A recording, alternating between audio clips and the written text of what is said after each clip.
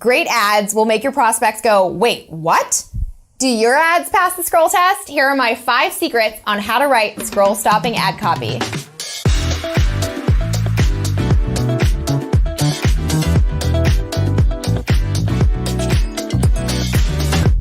Hey guys, Alex here. So you want to write more effective ad copy? Well, whether you're into Google AdWords, Facebook advertising, display ads, video ads, or billboards, you came to the right place. In this video, I'll be sharing the 5 secrets of great ad writing. Your ads are very often the very first touch point you have with your ideal customer. And let's not forget about your competition who is simultaneously vying for their valuable attention. So it's important that you get this right and make a good first impression. Your ads are your one and only shot to win the hearts and minds of your prospects. And the quicker you can turn those eyeballs into leads and those leads into customers, the quicker you'll gain market share and leave your competitors in your dust.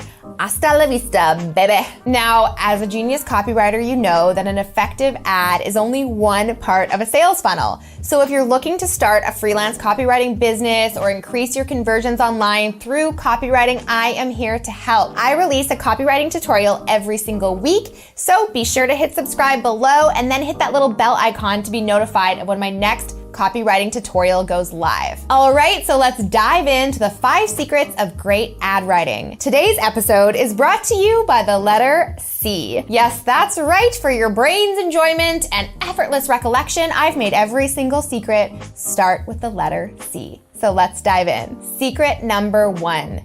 Curiosity. Great ads intrigue customers and pique their curiosity. Think about it. It doesn't matter how great your sales offer is, in order to get a customer to convert, you first need to have their attention. Most advertisers fail at this miserably, which is why most ads are nothing more than white noise, clogging up your social feeds, mobile apps, or Spotify playlists. The biggest mistake I see writers making in their ad writing is including too much information. My favorite ad writer of all time, Roy H. Williams, made this point perfectly when he said, "Bad ads leave no gaps and have no anomalies."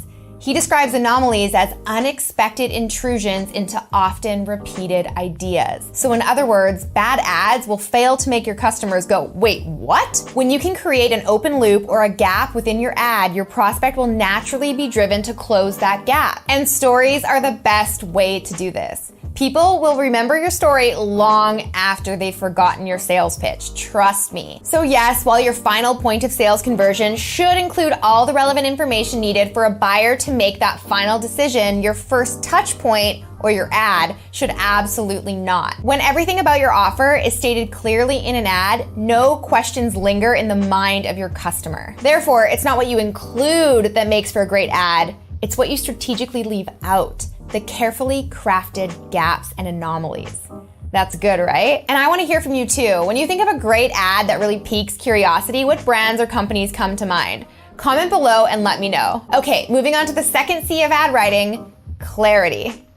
Confusion is the biggest conversion killer of them all. While piquing curiosity is essential in ad writing, you don't want to cause any sort of confusion in your prospect's mind. Just imagine all the things you could write in an ad that would make people go, wait, what? But if they click your ad and then realize that your offer is not for them, they're gone in a flash. And if you're paying per click, you're shooting yourself in the foot. Your ad should make it very clear who you are speaking to, either by promising a specific benefit or calling out a core problem of your audience. And remember, if you try to appeal to everyone, you'll appeal to no one. You want your customer to subconsciously say, oh, this is for me. And it shouldn't take longer than a swift finger swipe for them to come to that conclusion, or guess what?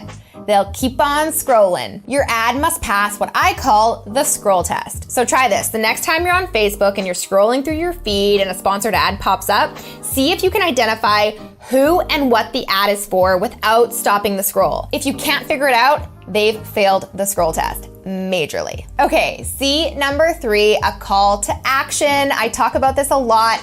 Yes, your ad needs to tell your prospect what to do with one clear and concise call to action. You should only be asking your prospect to do one thing, and that's to click or sign up or buy, not share, comment, like, watch, sign up, and buy. You can do this through distinct copy like click the link below, or even better, and if possible, include an obvious button in your ad imagery that makes your prospect want to click it. And where applicable, have your call to action copy match the call to action of whatever platform you're using. So for example, if you're choosing the Learn More button call to action in Facebook, have the call to action in your caption say, click the Learn More button rather than a generic click the link below button. Be sure to update your ad call to action across all different social media channels so this works well. Okay, now moving on to C number 4, congruence. This is so important in ad writing, yet it's often one of the biggest blind spots in businesses, especially if the ad team is different than the in-house marketing team. Traffic and conversion are not mutually exclusive. There must be congruence and an overlap between your ad and your sales offer, both in terms of messaging and branding. If your sales offer does not meet the expectations of your prospect, based on the ad they just saw, they will feel ambushed and betrayed, and you've likely lost your chance at ever turning that prospect into a customer. Online buyers are becoming more and more cautious of clickbait and intolerant of inconsistent messaging. So as a business owner, it's your job to create a distinct and memorable brand voice and make sure that that is congruent throughout all your marketing touch points, from your ad all the way to your customer support team. And this is especially important on that first touch point when trust is at its lowest. If a prospect clicks your ad and the landing page creates a disconnect in their mind in terms of branding or messaging, they are gone. As Roy H. Williams says, win the heart and the mind will follow. The mind will always create logic to justify what the heart has already decided. Good ads should make your prospect like you. Then all you have to do is be the company that your prospect likes.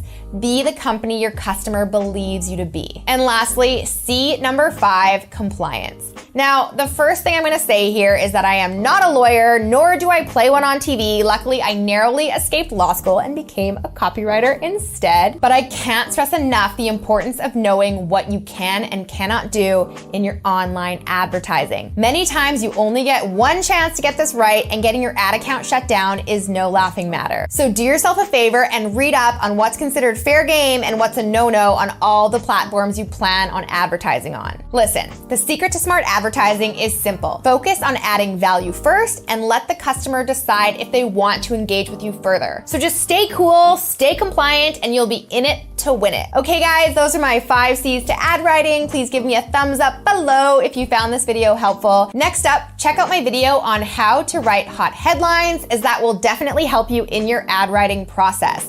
You can watch that right here. And of course, be sure to subscribe.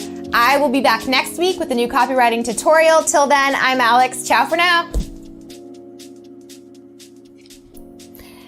How to write good ads. Does everybody know how to write good ads?